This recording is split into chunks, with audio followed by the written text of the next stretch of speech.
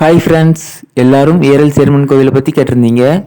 மழை வெள்ளத்தினால ஏரல் சேர்மன் கோவிலுக்கு எந்த ஒரு பாதிப்பும் கிடையாது. கோவில் முன்னாடி இருக்கக்கூடிய அந்த பாலத்தை இணைக்கிற ரோடு தான் ஃப்ரெண்ட்ஸ் அந்த வெள்ளத்தில் அடிச்சிட்டு போயிடுச்சு. கோவில் பார்த்திங்கன்னா என்ட்ரன்ஸ் ஆர்ச்சிலேருந்து கோவில் ஃபுல்லாக உள்ள மண்டபம் வரை எந்த ஒரு பாதிப்பும் கிடையாது. கோவில் மூலஸ்தானத்துக்குள்ளேயும் தண்ணி போகலை ஃப்ரெண்ட்ஸ். கோவிலுக்கு எந்த ஒரு பாதிப்பும் கிடையாது ஃப்ரெண்ட்ஸ். இப்போது இந்த வீடியோவில் 17ஆம் தேதி அன்று சேர்மன் கோவிலில் பெய்த மழை தான் நாம் இந்த வீடியோவில் பார்த்துட்ருக்கோம்.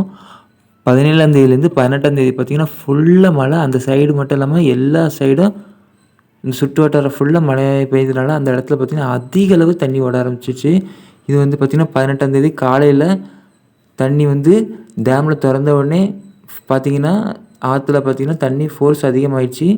பிறகு போக போக தண்ணியோட ஃபாஸ்ட் இன்க்ரீஸ் ஆகிட்டு இருந்து பிறகு அந்த ஆர்ச்சு பாதி அளவு தண்ணியில் முங்கிடுச்சு ஃப்ரெண்ட்ஸ்.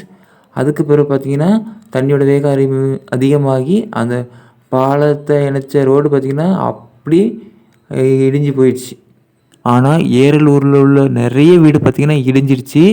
அது மட்டும் இல்லாமல் அங்கே உள்ள கடையில் உள்ள பொருள் எல்லாமே வேஸ்ட் ஆகிடுச்சு. கடைகளில் ஃபுல்லாக தண்ணி புகுந்ததுனால அந்த பகுதியில் வாழும் மக்கள் பார்த்திங்கன்னா இந்த மழை வெள்ளத்தினால ரொம்பவும் கஷ்டப்பட்டாங்க ஃப்ரெண்ட்ஸ்.